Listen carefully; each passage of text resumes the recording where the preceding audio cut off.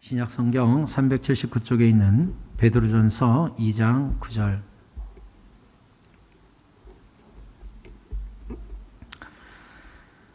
찾으셨으면 화면과 성경을 보시면서 다 함께 한 목소리로 읽겠습니다. 시작.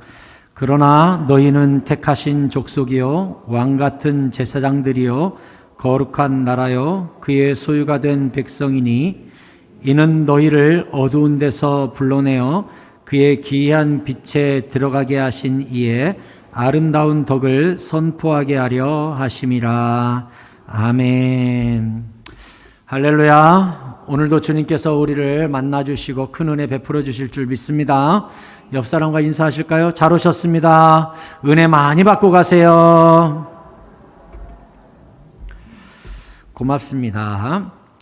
그동안 우리는 나는 누구인가 라는 시리즈로 설교를 들었습니다.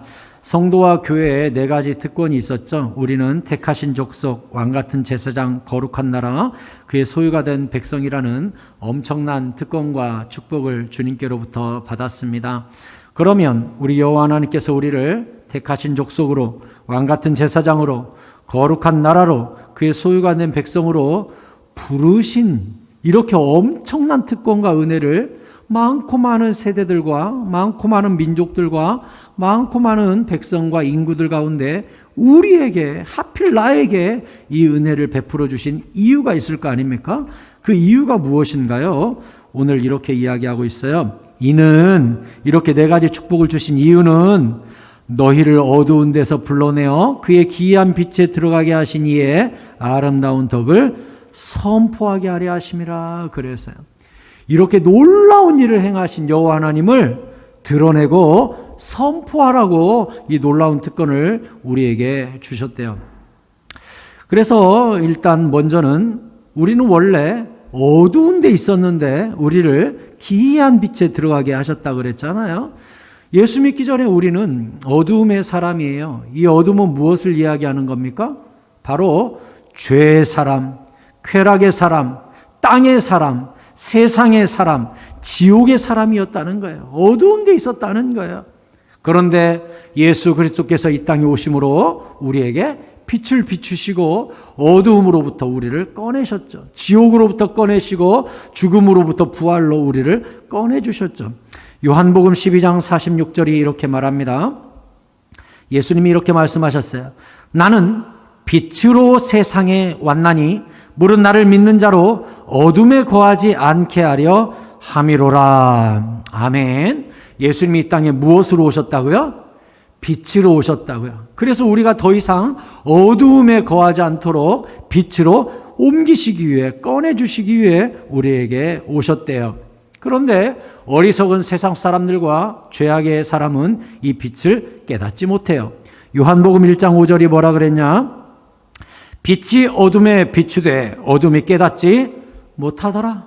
예수님이 아무리 복음을 이야기하고 천국을 이야기하고 십자가와 대속을 이야기해도 믿지 않고 거절하고 어둠이 여전히 좋다고 이야기하고 여전히 죄가 좋다고 하고 끝도 모르는 지옥을 향하여 달려가고 있어요. 이렇게 빛을 거절하고 받아들이지 않고 믿지 않는 어둠의 사람의 종말이 무엇인 줄 압니까? 마태복음 25장 30절에 이 무익한 종을 바깥 어두운 데로 내쫓으라. 거기서 슬피 울며 이를 갈리라 하니라. 아멘. 끝까지 빛을 받아들이지 아니하고 어둠에 거하며 죄악을 즐거워하고 세상의 쾌락을 따라가며 사탄이 주는 생각을 덥석덥석 받아먹으면서 살면 그 끝이 어떻게 된다고요? 바깥 어두운 데로 내쫓겨서 지옥불에 떨어진다고 말씀하셨습니다. 이게 원래 우리 모든 예수 믿기 전 우리 모두의 운명이에요. 어두운 데서 태어나 어둡게 살다가 어두운 지옥불로 떨어지는 것이 우리의 운명이었어요. 그런데 주님께서 이 땅에 빛으로 오셔서 우리를 기이한 빛으로 인도하시고 기이한 복음을 깨닫게 하시고 천국의 사람으로 우리를 만들어 주셨어요. 여러분, 우리는 여기에 모여 있으니까 예수 믿는 사람 참 많지 이렇게 생각할 수 있지만 사실 그렇지 않아요. 굉장히 예수 믿는 사람은 소수고 선택적 축복이에요. 우리가 종교개혁 칼빈의 5대 교리를 보면 그 중에 뭐라고 돼 있냐? 선택적 구원이라는 게 있어요. 선택적 구원이라는 건 무슨 뜻인 줄 알아요? 선택받지 못한 모든 사람은 지옥으로 유기된다는 거예요. 선택이 있다는 건 유기도 있다는 거예요. 선택의 은혜를 받지 못한 자들은 유기되는 겁니다. 지옥불로 떨어지는 거예요. 그러니까 하나님이 소수만 선택해서 우리에게 믿음을 주신 것이 얼마나 큰 은혜와 복인지 몰라요. 고린도후서 4장 3절은 이렇게 말합니다. 만일 우리의 복음이 가려졌으면, 사도 바울이 이렇게 복음을 전하는데 안 받아요. 가려져요. 거절해요. 그러면 누구에게 가려졌어요? 망하는 자들에게 가려진 것이라. 누가 복음을 안 들어요? 망할 사람, 지옥 갈 사람, 여전히 어둠에 있는 사람, 하나님의 선택을 받지 못한 유기된 백성들은 끝까지 가려져서 복음을 받지 않아요. 그러면 왜 그들은 그렇게 완악하고 예수를 믿지 않는 것일까요? 4절에 그 중에 이 세상의 신이, 사탄이죠, 마귀가 믿지 아니하는 자들의 마음을 혼미하게 해요. 쓸데없는 종교와 신념과 똥꼬집과 경험과 철학, 이런 것들을 여기다가 막 집어넣어가지고 혼미하게 만들어요. 뭐야, 죽으면 끝이지. 아유, 이 땅에서 잘 살면 다음에 뭘로 태어나지. 아이고, 어차피 죽으면 흙으로 돌아가. 끝이야. 이 세상의 악한 영이 마음을 혼미하게 만들어가지고 태양빛이 쨍쨍하게 비추고 있으나 거기에 먹구름을 혼미하게 껴가지고 빛이 우리 마음속에 내려 쏘이지 못하도록 사탄이 가로막고 있는 것이죠. 그리스도는 하나님의 형상이니라. 우리는 우리를 전파하는 것이 아니라 오직 그리스도 예수의 주 되신 것과 또 예수를 위하여 우리가 너희의 종된 것을 전파함이라. 어두운 데 빛이 비추라 말씀하셨던 그 하나님께서 예수 그리스도의 얼굴에 있는 하나님의 영광을 아는 빛을 우리 마음에 비추셨느니라. 아멘. 이걸 뭐라고 해요? 기이한 빛이라고 그래요. 선택받은 자들에게만 비추시는 빛이에요. 그래서 그 빛을 받은 자는 까무러쳐서 복음을 받아들이고 회개하고 깨닫고 거듭나서 주님의 자녀로 바뀌는 것입니다. 아멘입니까? 여러분 모두 거듭나셨습니까? 예수 믿으십니까? 여러분에게는 영광의 빛이, 기이한 빛이 비춰준 줄로 믿습니다. 그 빛 때문에 깨어난 거예요, 우리가.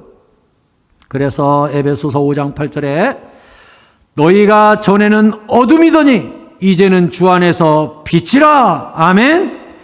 빛의 자녀들처럼 행하라. 아멘. 이제는 우리가 어둠에서 이제는 빛으로 깨어났으니, 빛의 사람으로 거듭났으니 이제는 빛의 자녀들처럼 행하고 살라는 거예요. 여러분, 빛은 무엇입니까? 집에 가서 깜깜한 밤에 집에 암흑이 있을 때 우리가 등불을 딱 켜면 불이 탁 켜지면서 무엇이 물러가요? 어둠이 물러가요. 그러니까 빛의 가장 본질적인 특징은 무엇이냐? 어둠을 몰아내는 일이에요. 우리가 빛의 사람이라는 건 무슨 뜻일까요? 우리가 가는 곳이 밝아져야 돼요. 여러분들로 말미암아 가정이 밝아지기를 바랍니다. 우리 엄마 오면 집이 환해지는 것 같아. 우리 아빠가 퇴근하면 집이 환해지는 것 같아. 여러분 이 말을 다 들으시기 바랍니다. 이게 빛의 자녀예요. 이게 빛의 자녀예요. 친척들이 명절에 만났을 때도 아이고 우리 동서만 오면, 아이고 우리 형님만 오면 그냥 환해지는 것 같아. 여러분 그 말 들으시기 바랍니다. 누구를 만나든지 희망을 말하세요. 빛을 말하세요. 복음을 말하세요. 내가 기도하고 있으니까 끄떡없을 거라고 희망을 선포하시기 바랍니다. 그게 빛의 사람이에요. 빛의 자녀들처럼 행하라는 거예요. 그래서 빛의 사람은 이 입술에서 빛이 나와요. 소망이 나와요. 희망이 나와요. 내일을 이야기해요.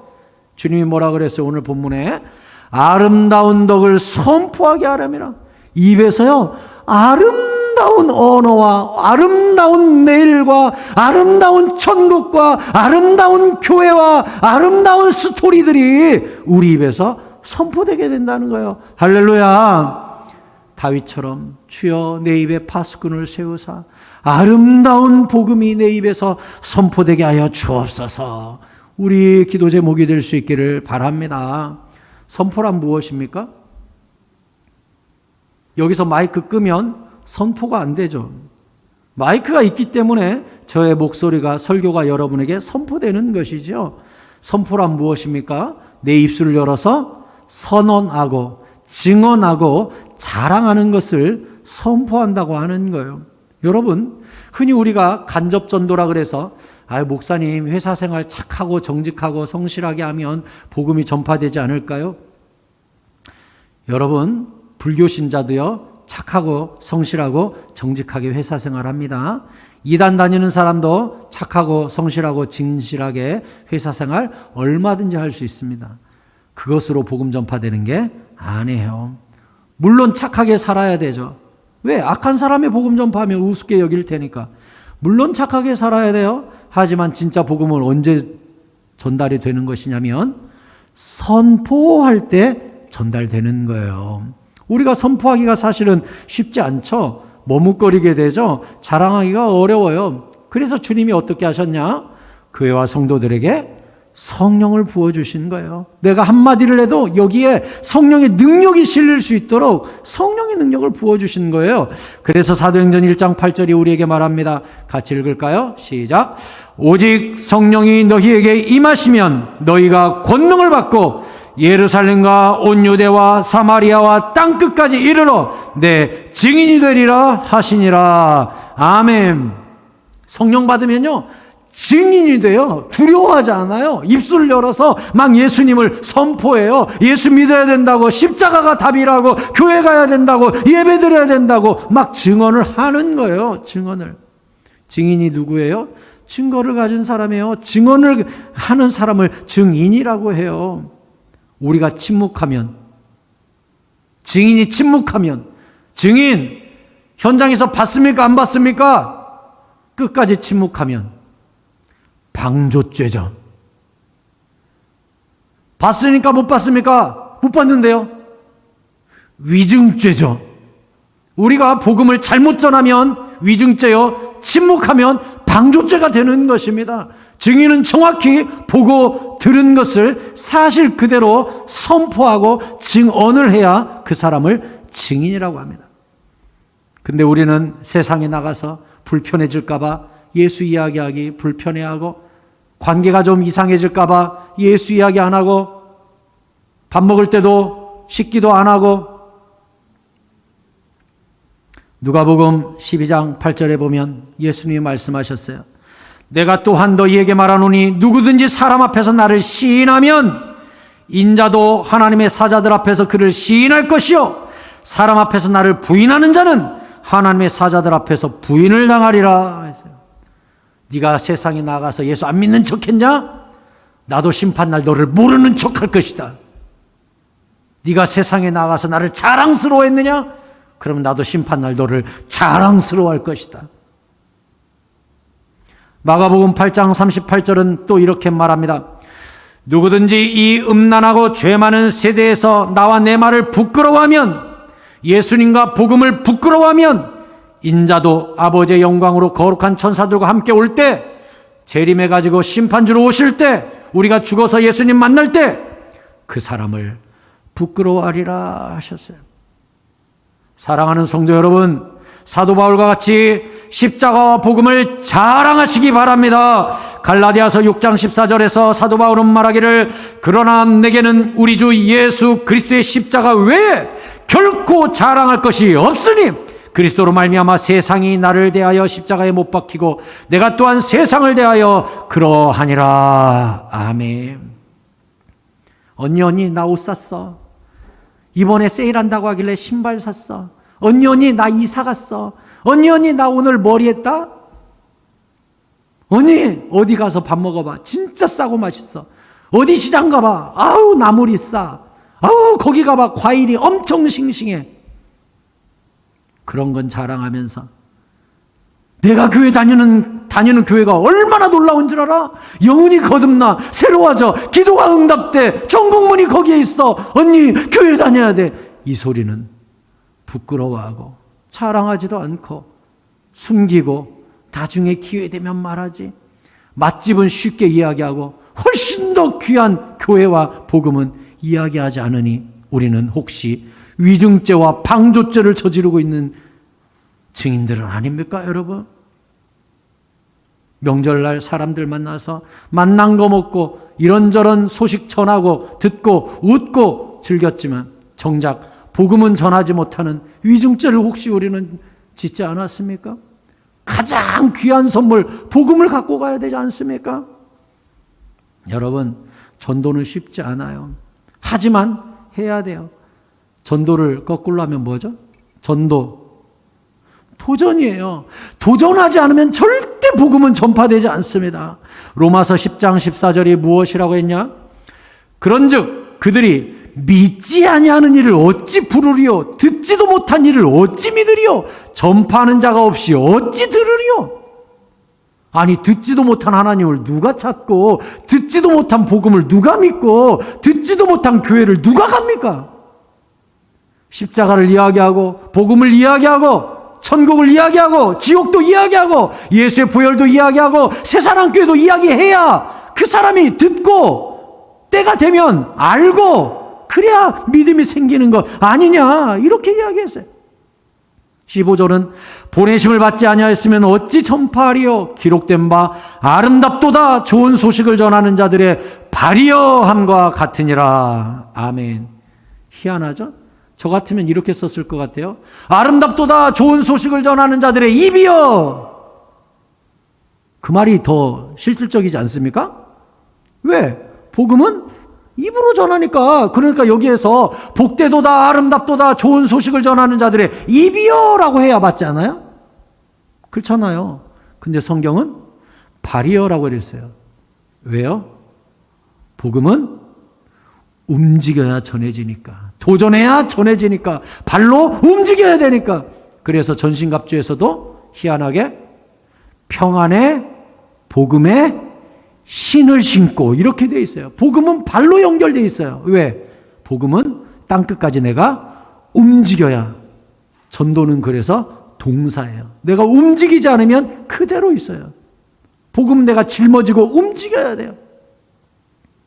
그러면 우리 전도팀도 교회에서 제가 전도하는 모습 보면 얼마나 마음이 짠하고 날 더운데 책 넓은 모자 쓰고 이렇게 비에 날려로 걸어가는 뒷모습 보면 어떤 때는 막 가슴이 너무 미어지고 꼭 그런 느낌 있잖아요.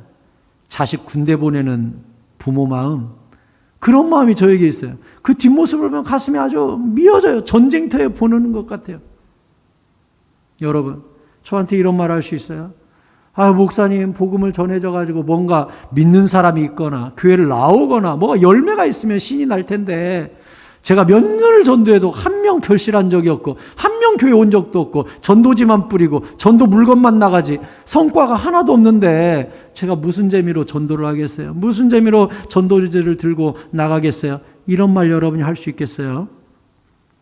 제가 한 가지 이야기를 해드리겠습니다. 여러분 중고등학교 때 생각납니까? 세계 지리 시간 제가 생각이 납니다.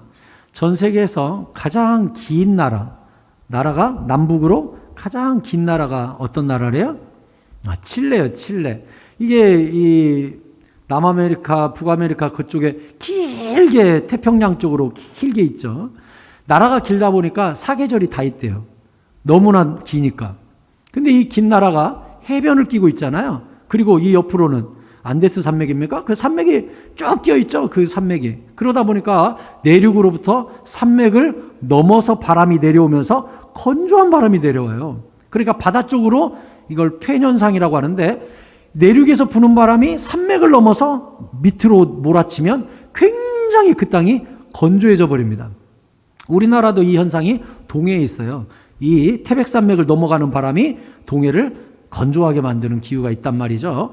그것처럼 이 바람이 태평양 쪽으로 불면서 굉장히 건조한 땅이 거기 만들어지는데 그게 바로 칠레 북부에 있는 아타카마 사막이에요. 이 아타카마 사막은요, 비가 1년 내내 단 한 방울도 안 옵니다. 너무너무 극도로 건조해가지고 한번 여러분에게 사진 보여드릴까요? 자, 아타카마 사막 보여주세요.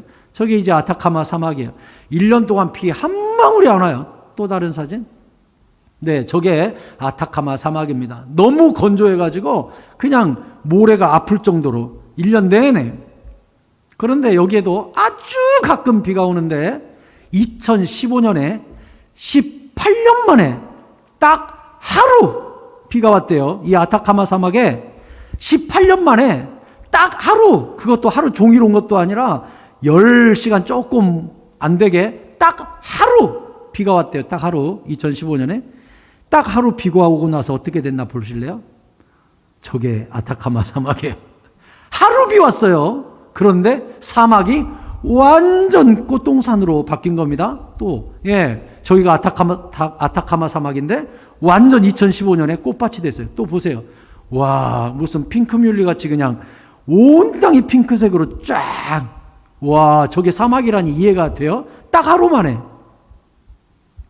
사진 들어가 주세요. 저를 보세요. 자, 이제 식물학자들이 궁금한 거예요. 아, 이거 어떻게 된 거야? 18년 만에 딱 하루 비 왔다고 온 땅이 꽃동산이네? 아, 저 씨는 어디 있다가 갑자기 튀어나온 거야? 그래가지고 저 식물을 가져다가 연구를 한 것이죠. 연구를 해보니까 어떻게 된 줄 압니까? 저 꽃씨가요, 지구상에서 가장 딱딱한 종류의 씨래요. 그래가지고 씨가 한번 딱 떨어지면 모래하고 뒤섞여 있는데 10몇 년, 20몇 년을 모래바람에 휘몰아쳐도 이 씨가 깨지지도 않고 기스만 난대요. 얼마나 딱딱한지. 그래서 바람에 치이고 바위에 부딪히고 하면서 이 씨와 모래가 막 부대끼면 이 씨 겉에 흠집이 생기겠죠? 스크래치가 막 나겠죠? 떼굴떼굴 굴러댕기니까 이 씨가 바람에 계속 휘몰아치면서 기스가 막 나 있대요. 근데 깨지진 않는데요. 그러다가 딱 하루 비가 딱 오면 이 기스난 흠집 사이로, 이 스크래치 사이로 물이 스며드는 거예요. 그러면 그 안에 씨가 기스난 부분을 깨뜨리고 깨어나서 싹이 확 올라와가지고 저렇게 꽃밭이 된다는 거예요. 제가 이 이야기를 여러분에게 왜 드리는 것 같아요? 여러분, 복음을 전하는 일이 무엇인 줄 압니까? 내가 한번 그 심령의 복음을 전할 때마다 그 심령의 딱딱한 마음이 성령의 검, 말씀의 검으로 기스가 나는 거예요. 스크래치가 생기는 거예요. 여기 흠집이 생기는 거예요. 또 말씀, 또 말씀, 또 복음, 또 복음. 이게 계속 기스가 나는 거예요. 그러다가 어느 날 주님의 은혜의 햇빛과 은혜의 이른비와 늦은비를 확 부으시면 이 기스난 부분으로, 맞아, 그때 언니가 교회 한번 가보라 그랬지, 맞아, 그때 형님이 한번 예수 믿어보라 그랬지, 맞아 하면서 그 기스났던, 그때 들었던 복음 한마디가 쫙 깨지면서 생명이 돋아나고 살아나는 역사가 일어나는 것입니다. 이걸 전도라 그래요. 그러니까 여러분이 헛수라고 생각하지 마세요. 전도는 뭐니까? 살아있는 생명의 씨앗에 흠집을 내는 거니까. 언젠가는 비가 오면 쫙 깨질 그날이 올 테니까 많이 기스 내놓으면 빨리 싹 틀 거 아니겠어요? 그러니까 우리가 복음을 전하면서 끊임없이 그 심령을 만져주는 거예요. 기스를 내는 거예요. 완악하고 딱딱한 심령에 복음의 흠집을 콕콕콕콕콕 내놓는 거예요. 언젠가 깨질 날이 오겠지. 사도행전 13장 48절에 이렇게 말해요. 이방인들이 듣고 기뻐하여, 그러니까 이방인들이 복음을 듣고 기뻐했대요. 하나님의 말씀을 찬송하며 영생을 주시기로 작정된 자는 다 믿더라. 아멘. 식물학자들이 아까 그 꽃씨를 통해 또 발견한 거 하나가 있어요. 뭔 줄 알아요? 모래 한 줌을 사막에서요, 모종삽으로 푹 퍼가지고 이 아타카마 사막에서 가져다가 이 현미경으로 살펴보면 어떤 게 모래고 어떤 게 씨앗인지 잘 구별이 안 될 정도로 씨앗이 모래하고 비슷하게 생겼대요. 근데 뭘 줘보면, 물을 줘보면 모래와 씨앗이 완전 다른 거예요. 모래는 그대로 있고 씨앗은 다 껍질을 깨치고 나오는 거예요. 오늘 본문이 뭐라 그랬어요? 영생을 주시기로 작정된 자는 믿더라, 이렇게 돼 있어요. 그러니까 우리가 복음을 전하러 나갈 때 뭐 하러 나가는 겁니까? 작정된 작정된 사람을 만나러 가는 거예요. 그래서 제가 아까도 말씀드렸듯이 우리 전도팀이 전도하러 나가면요, 제가 꼭 하는 기도가 있어요. 그 뒷모습을 보면서 꼭 하는 기도가 있어요. 제가 무슨 기도하냐? 하나님, 우리 전도팀이 작정된 영혼을 만나게 하여 주시옵소서. 그 기도를 하는 거예요. 믿기로 작정된 자 만나게 하여 주옵소서 하는 거예요. 우리 전도팀 얼마나 귀한지 몰라요. 여러분 이제 날 좀 선선해지고 했으니까 전도팀과 마음을 합쳐서 여러분도 시간 되면 나오셔서 같이 전도하러 가세요. 네, 전도하러 가세요. 그리고 전도팀 전도하러 나갈 때마다 꼭 그 기도하세요. 어떤 기도요?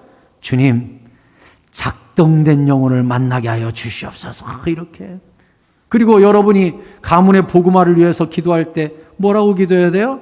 주여, 작정된 영혼이 이번 만남을 통해 깨어나게 하시고 그 완악한 씨앗이 깨어지게 하여 주옵소서 하는 거예요. 여러분, 복음은 대가 지불이 필요해요.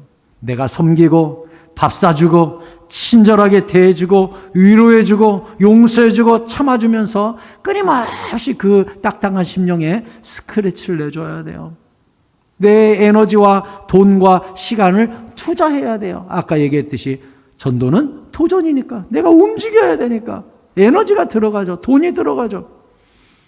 제가 이번 설교를 준비하면서 세계에서 그래도 이제 탑10 안에 들어가고 우리나라에서는 최고의 기업인 삼성.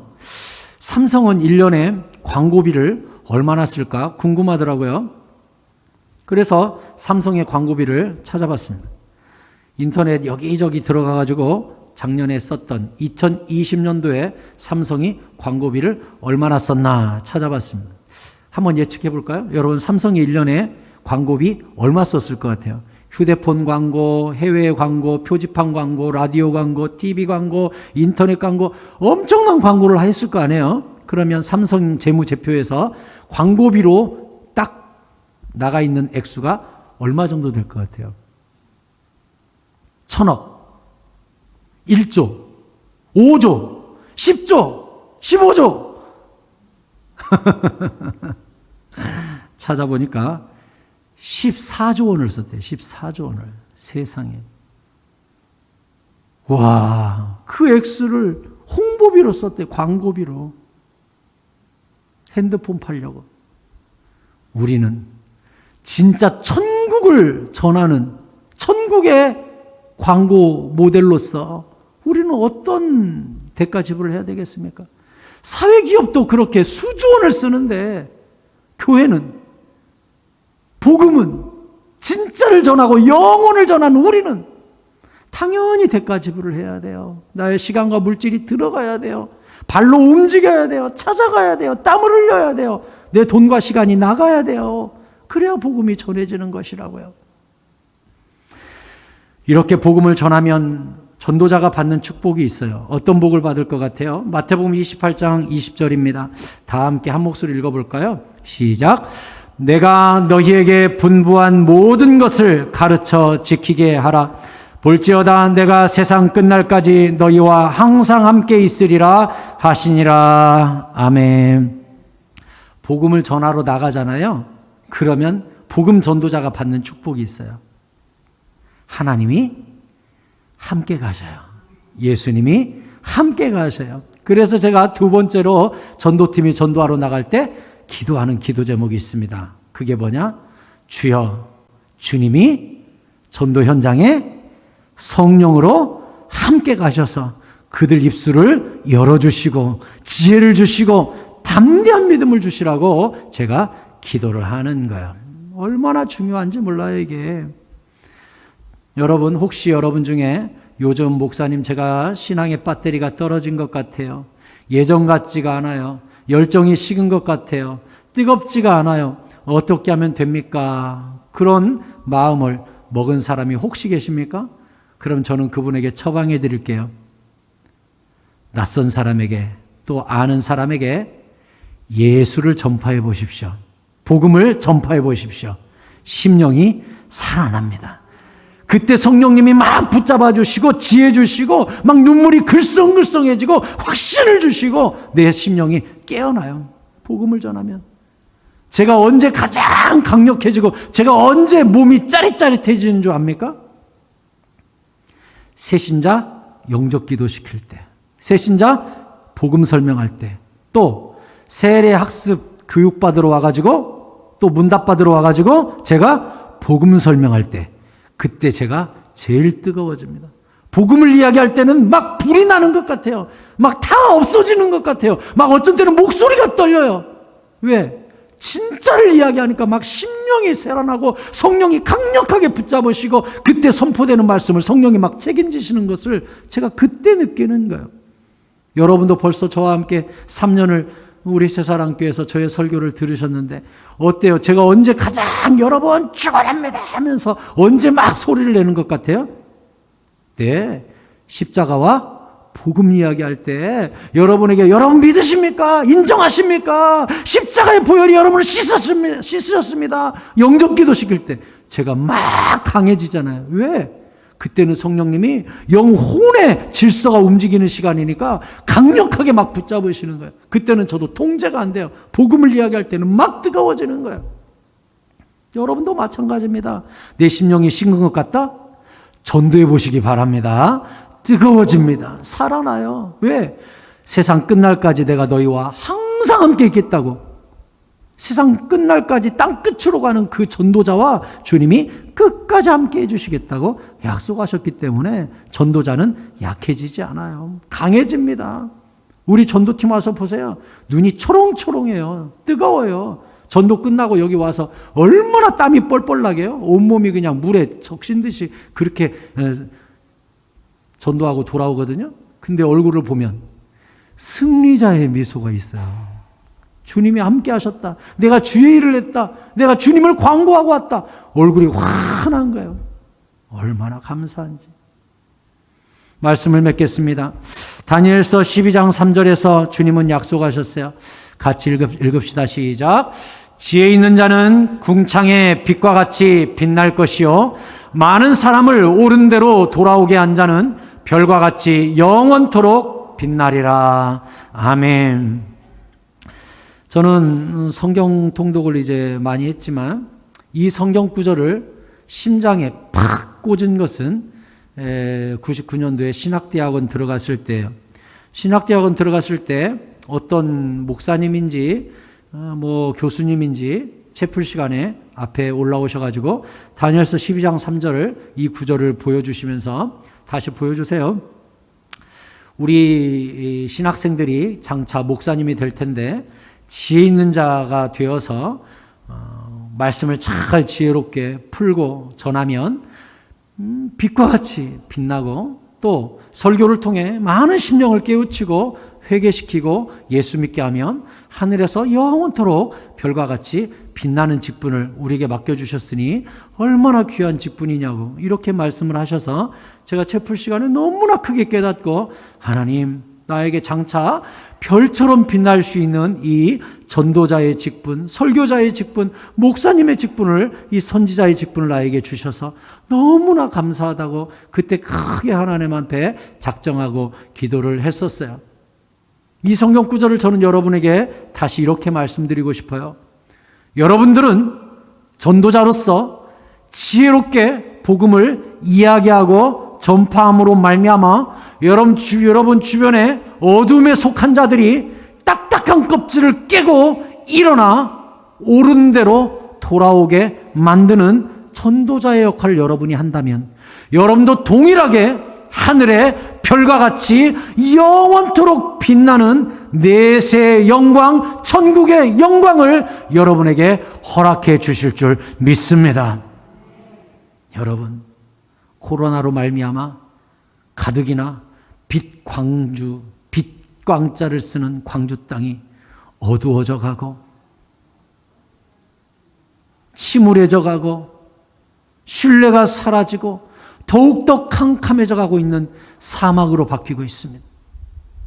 우리가 기도하고 우리가 전도하고 우리가 부르짖어서 아타카마 사막에 비가 내리는 그날 온 땅이 꽃천지로 꽃동산으로 바뀌었던 역사가 광주 땅에 일어남으로 말미암아 우리의 기도로 성령의 바람이 불고 복음의 바람이 불고 주님의 은혜의 비가 내려서 우리 교회와 우리 성도들이 그 구심점이 되어 광주 땅, 이 황폐한 땅, 이 어두움의 땅이 빛의 땅, 꽃의 땅, 꽃동산처럼 비가 내려서 완전히 새로운 곳으로 뒤바뀐 아타카마 사막처럼 이 땅에 성령의 바람과 복음의 바람이 불나를 고대하면서 기도로 껴있고 복음의 발걸음을 움직이는 우리 새사랑교회와 성도님들 다 되시기를 예수 그리스도의 이름으로 축원합니다. 축원합니다.